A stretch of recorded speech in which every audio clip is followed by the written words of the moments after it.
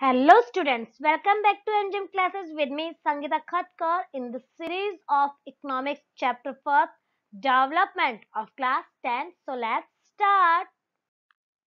National development. Today we will discuss on national development. If we have seen above individuals with different goals, then their notion of national development is also likely to be different. कि अगर हम ऊपर देखें तो अपन ने ऊपर देखा ना कि इंडिविजुअल प्रत्येक व्यक्ति के प्रत्येक नागरिक के अलग अलग गोल्स है। मीन्स फार्मर अलग चीज चाहता है, जो वर्कर्स हैं उनको हाई वेजेस चाहिए, फार्मर्स को अच्छी क्रॉप्स चाहिए, स्टूडेंट है उसको अलग तरह की लाइफ स्पेंड करने के लिए चीजें चाहिए। मतलब सभी इंडिविजुअल्स के लाइफ के लिए गोल्स अलग अलग है। इसी तरह नेशन को लेकर भी अगर अपन डेवलपमेंट की बात करें, सॉरी, तो वो भी डिफरेंट डिफरेंट मिलेंगे, सेम उनकी थिंकिंग नहीं मिलेगी। Discuss among yourselves in on what India should do for development. तो खुद डिस्कस करके देखिए आप कि इंडिया के अंदर डेवलपमेंट कैसा होना चाहिए। Most likely you would find that different students in the class have given different answer. और ज्यादातर क्लास के अंदर अपन क्या देखेंगे कि जो अलग अलग स्टूडेंट है वो उसके अलग अलग आंसर देंगे। किसका? अब वो क्वेश्चन का जो ऊपर क्वेश्चन किया था उसका। In fact you might yourself think of many different answer. यहाँ तक कि आप कि खुद के माइंड में भी बहुत अलग अलग तरह के आंसर्स आएंगे and not be to sure of any of this. और इनमें से किसी भी आंसर को लेके आप श्योर नहीं होंगे। It is very important to keep in mind that different person could have different, कि ये एक चीज बहुत इंपॉर्टेंट है हमारे लिए। अपने माइंड में ये याद रखना कि जो डिफरेंट पर्सन है, अलग अलग पर्सन होते हैं, कुड हैव डिफरेंट, जैसे वो देखने में सब अलग अलग होते हैं वैसे ही उनकी कॉन्फ्लिक्टिंग नोशंस होते हैं, उनकी सोच अलग अलग होती है। बहुत सारे कॉन्फ्लिक्टिंग क्यों बोला है? क्योंकि बहुत बार क्या होता है, हमारी जो थिंकिंग होती है वो सामने वाले के साथ मैच नहीं करती है, बिल्कुल अपोजिट हो जाती है।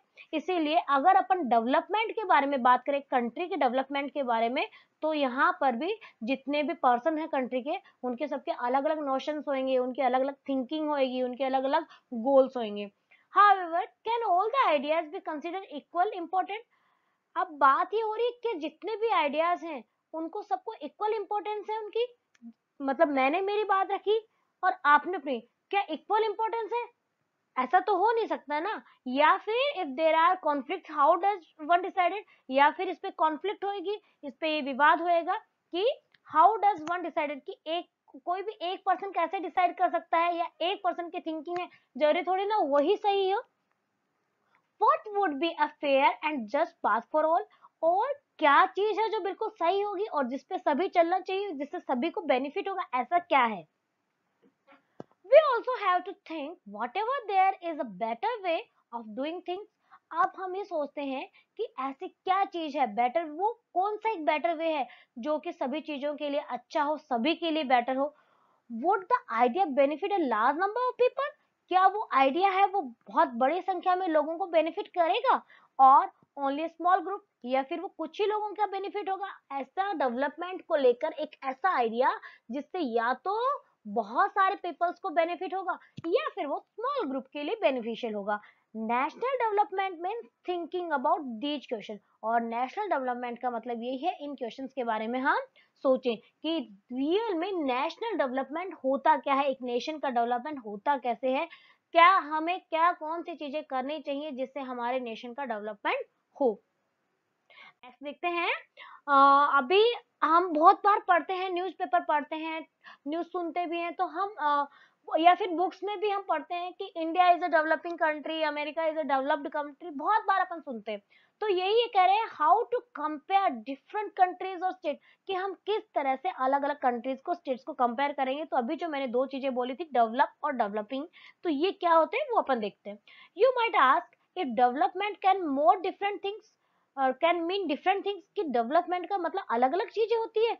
How come some countries are generally called developed, कि किस तरह से कुछ देशों को तो बोला जाता है डेवलप कंट्री और कुछ को बोला जाता है अंडर डेवलप, मतलब जिनका डेवलपमेंट नहीं हुआ है। मीन्स कुछ कंट्रीज के लिए बोला जाता है विकसित देश और कुछ के लिए बोला जाता है विकासशील देश, मीन्स जिनका डेवलपमेंट हो रहा है, अभी वो कंप्लीट डेवलप्ड नहीं हुई है।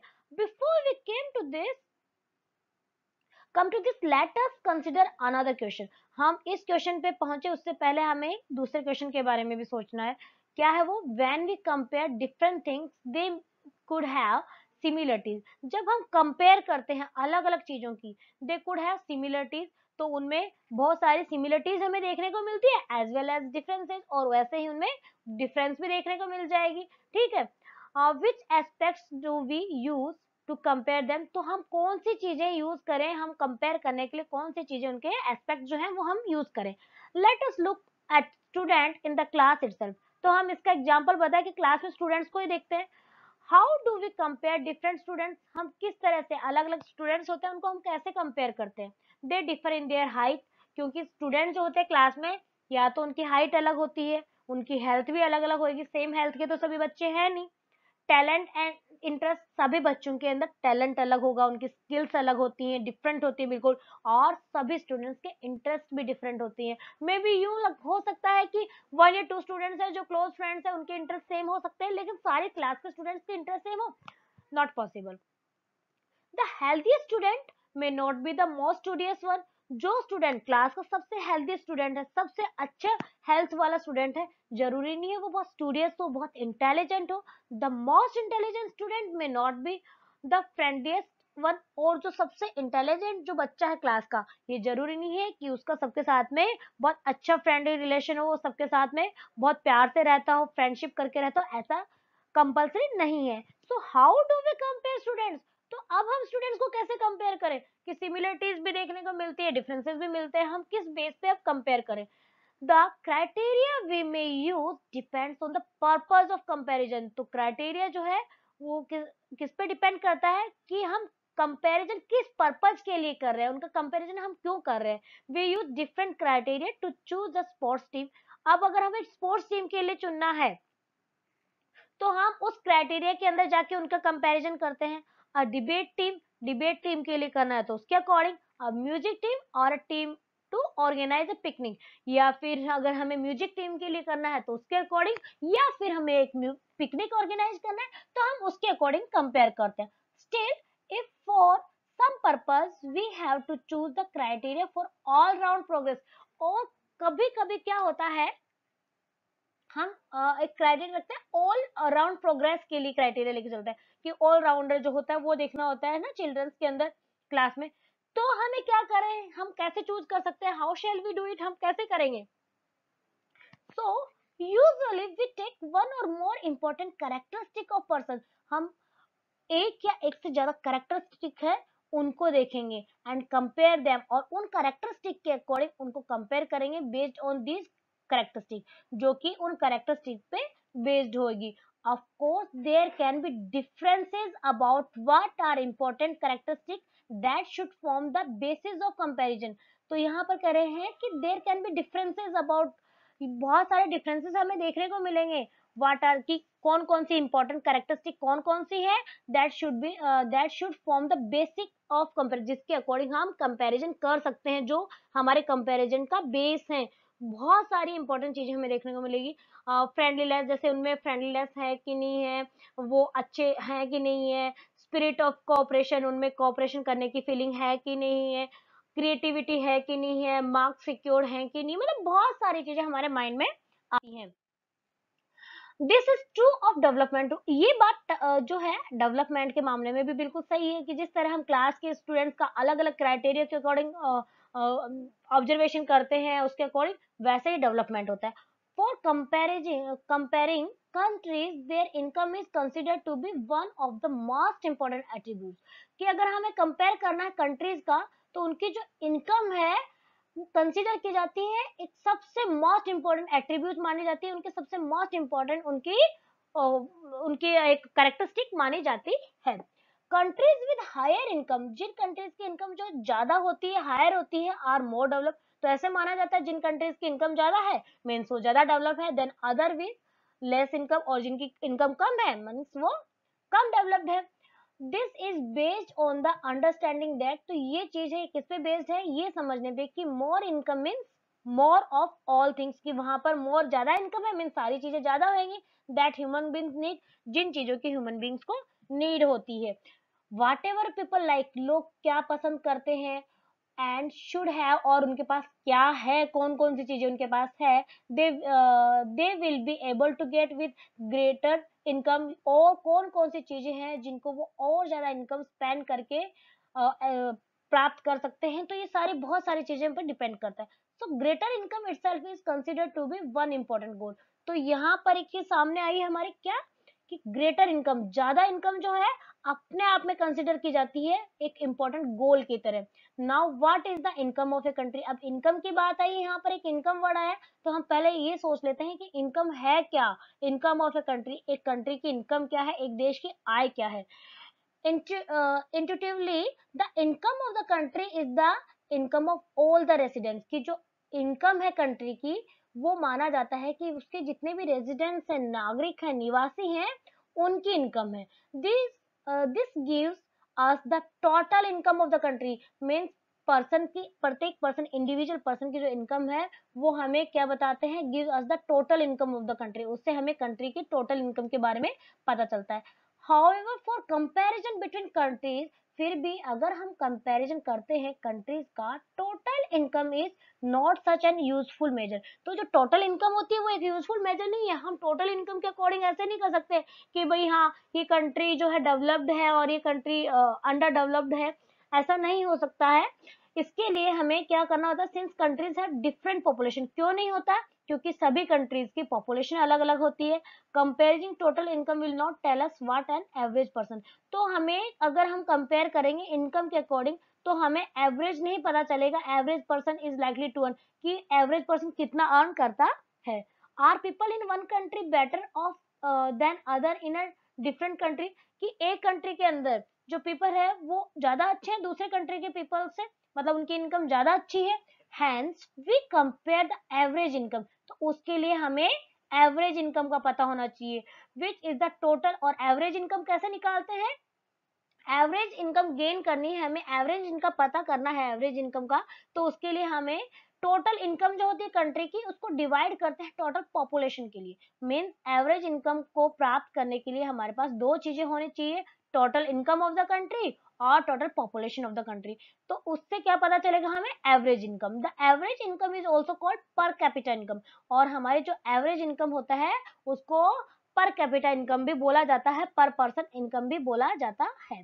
In world development report boat out by the world bank, जो वर्ल्ड डेवलपमेंट रिपोर्ट थी जो वर्ल्ड बैंक ने बताई थी, this criteria is use in classifying countries. तो एक यही क्राइटेरिया यूज किया जाता है कंट्री को क्लासिफाई करने के लिए कि उसकी पर कैपिटा इनकम क्या है।